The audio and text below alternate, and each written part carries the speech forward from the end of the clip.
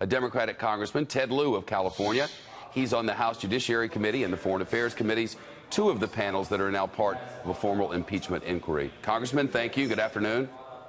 Thank you, Shep, for having me on your show. How concerned are you that the whistleblower process will become more difficult now, that future whistleblowers might step back just a minute and go, what's going on now is too much for me? Thank you, Shep, for your question. Let me first say that I served on active duty in the United States military because I believe America is an exceptional country. One of the things that makes us great is our shared understanding we're all Americans. And it is wrong, and no American president should ever solicit a foreign government to target an American political opponent. The whistleblower absolutely did the right thing by bringing this to the Inspector General. The whistleblower is an American. We're all Americans. This is not a partisan issue. And the American public is watching how Congress responds and how we protect whistleblowers. Nancy Pelosi and others had concerns that getting straight into impeachment proceedings might be something that could hurt you coming up in elections, especially some of those in swing districts. I wonder what your level of concern is about maintaining control and having a shot in the U.S. Senate in the wake of this.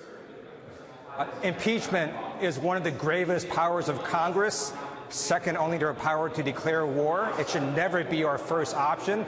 It always has to be our last option. We should never want to do it. We have to follow the facts where it may lead. We should not be doing this for political reasons. We also should not do this for political reasons. It has to be based on the facts. Are you convinced that the items that the whistleblower has brought forward, are you convinced that all of that is true? And if so, how? I'm a former prosecutor, and you don't just look at individual items in isolation. You have to look at the entire context.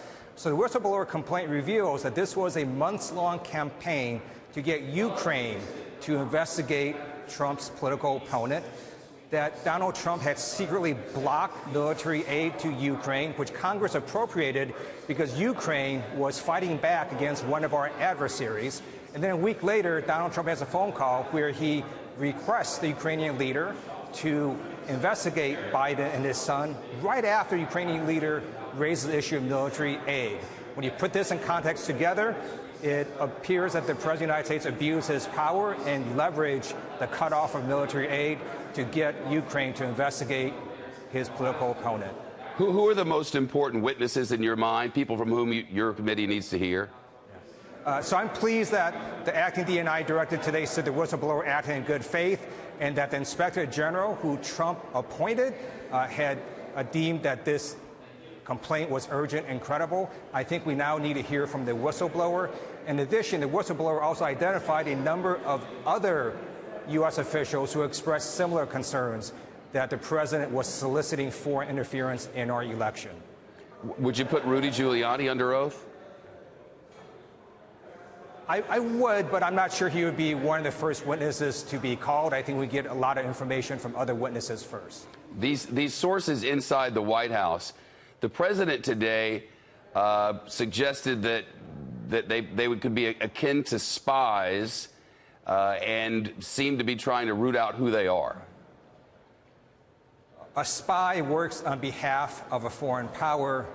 Whistleblowers work on behalf of the United States. I hope the President of the United States understands that. In this case, the whistleblower is an American who followed the laws. The DNI director said he acted in good faith. He followed all the appropriate channels, and the information he or she provided has now been validated by the rough transcript that the White House itself released yesterday.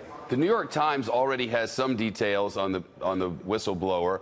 Those are not a name or anything like that, but some details about who this person or person is. What is your level of concern? An organization like ours would never put such a name out there because we understand that whistleblowers need to be protected. But what's your level of concern that some website with nefarious intentions might leak that name and really damage this process?